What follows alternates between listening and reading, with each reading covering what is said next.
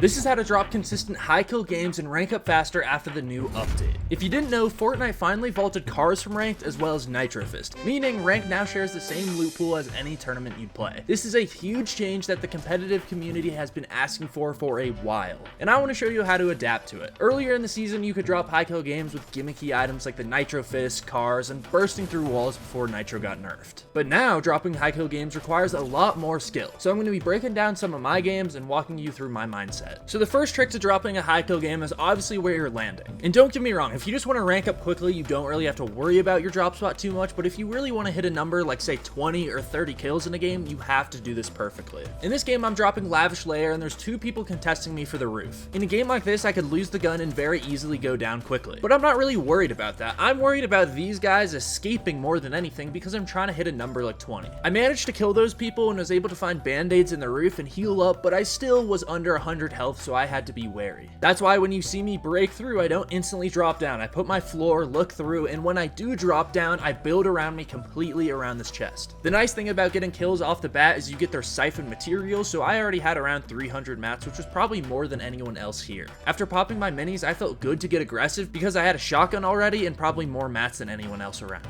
Someone's above me, so I'm trying to get aggressive and get a couple damage shots on him so I can be in the advantage. Usually people on high ground do have the advantage, but they get a little too aggressive with their pickaxe swings, and I was able to get a shot on this guy. Once I pop my nitro, this guy sort of backs off and I'm able to reclaim some land above me and get into his face. The thing about going for high kill games is you need to be aggressive, and sometimes aggressive decisions are not that good. And when I say that, I guess I don't mean the actual decision, I mean the outcome. I thought it was a great decision to go for some big damage with my deagle right here, but I wasn't able to hit a shot and he just got a lot of return damage. And a part of going for high kill games is you are going to go back and forth between total shambles and healing up and getting a lot of mats. Because when you kill someone, you obviously get all the resources and loot, but you're also going to take a lot of damage in the process. I eventually med back up with some band-aids and some minis, and I take this opportunity to be aggressive on this guy. He still thinks I'm weak, so he jumps up expecting an easy fight, but I just get two big pump shots on him and it's a kill from there. He had the gatekeeper, he had everything to kill me, but just because I played a little more aggressive than he did, even while I was low, I got the kill. Okay, so now Lavish Layer is wiped and I'm looking for more people. My strategy is to route out the paths where everybody goes. In my experience, when I'm leaving Lavish Layer, I usually go by these train tracks where this little vault is. So since I'm leaving Lavish, I'm of course going over here, but I'm also keeping in mind that when I'm playing Underworld and Zone sort of pulls right, I also come through the same spot. I'll show you some Underworld gameplay where that is the case later. And even on top of that, if there is a northern pole, when I'm coming out of Grim Gate 2, I will also come by this rail yard. So when I'm looking for a fight, I know there's going to be at least one person coming from either of these three places that I can catch here. And of course, that is the case. I get an early tag on this guy for some damage and I'm able to build him off before he gets damage on me. That means I know this guy has shield and this guy doesn't know anything about me yet. I am trying to be aggressive, but I originally box up because he had a zero grav effect and got high ground like that. But I look for the first chance to take high ground back, and when he jumps down, I just edit straight up. Lucky for me, a third party started shooting at him and he lost his focus, so I could thunder dunk on him. And because I didn't take a lot of damage in this fight, I was able to push that third party immediately. One of the Reid the Ninja classic items is to build a weak ramp with wood or maybe one layer so you can get them to peek while they're shooting you out and then shoot them. I got two deagle shots on him, so it was time to pad over, and then it was an easy cleanup kill from there. So I didn't see anyone from the northern side all the way to about Nitrodrome, and then the entire lobby showed up. I get a deagle shot on one guy, and then there's someone right beneath me as well. It seemed like the guy beneath me didn't want to be too aggressive, so I was ready to pad onto the first guy that I shot with the deagle. You can see I have the pad and the skulls here, and I'm able to fly over 100 meters and surprise this guy. And when you're going for high kill games, you need to be carrying rotation, and I don't mean to rotate to the next zone or escape someone if you get into a sticky situation. I mean to jump on top of kids. This fight dragged on for a while, but the main thing I did was just be relentless. I could see this guy was running out of mats, he was on metal, and I was just trying to block off his exit routes with my own body, and this time I kind of mess up and fall down, but I get a jump shot on him and kill him. And lucky for me, a third party instantly started pushing me. One of the big mindset changes you need to have to really improve at this game is to not be afraid of third parties and actually get excited when they push you. For example, if you're trying to hit a high kill game, you want those people to push you so you don't have to look for them. I see he's off nitro, so he's getting way too aggressive, so I can just step aside and get a shot on him. I don't know if there's another YouTuber that covered this, but when you're off nitro, you can slide into someone, send them up in the air, and they'll die to fall damage. But it doesn't happen too often, and it's very clear when someone is trying to do that strategy. This guy was trying to do that strategy, and I was just able to kill him like that.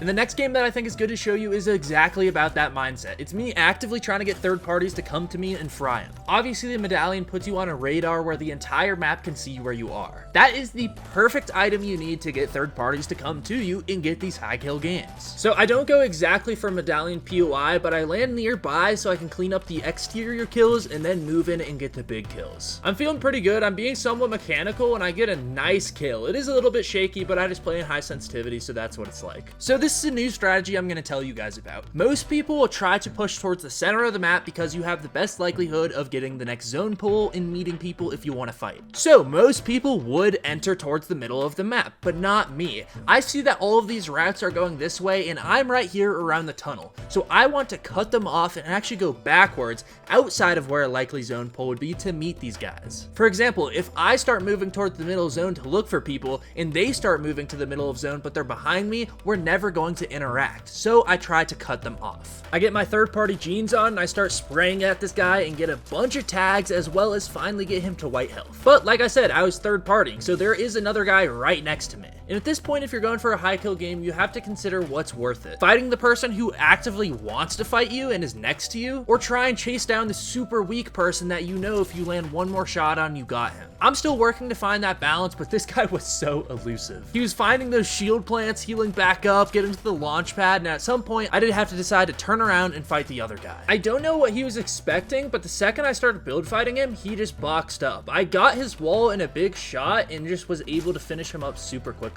So it was back to pursuing the other guy. I put myself in his shoes, looked through his mindset, and saw that he probably would have taken the launch pad, so I took it, and then I found him. I think he got into another fight and started running again, so I was back on the chase. We go through about half the map, and just like before, the person he was fighting originally started fighting me. And just like before, I started build fighting him, and he also wasn't prepared to fight. I hit some counter damage on him, which I don't think he was expecting. Yes, he did have me weak. I had no shield, below 100 health, but once I hit the counter damage on him and he was below my floors, it was such an easy kill to get. So for you guys out there that are running and don't go for counter damage, make sure to do this because it can clean up a fight super quickly. So for the first time in this guy's life, he actually came back. This is the guy that had been running the entire game and he actually came back to fight. He might have thought I was weak, which I wasn't because I just healed up, and now I had even better loot than before. I see him hiding in this bush, spray him, and now he's back on the run again. I just want to see how much damage I did to this guy this game. But finally, at long last, with my nitro, I was able to get a side jump shot and kill him and clean him up.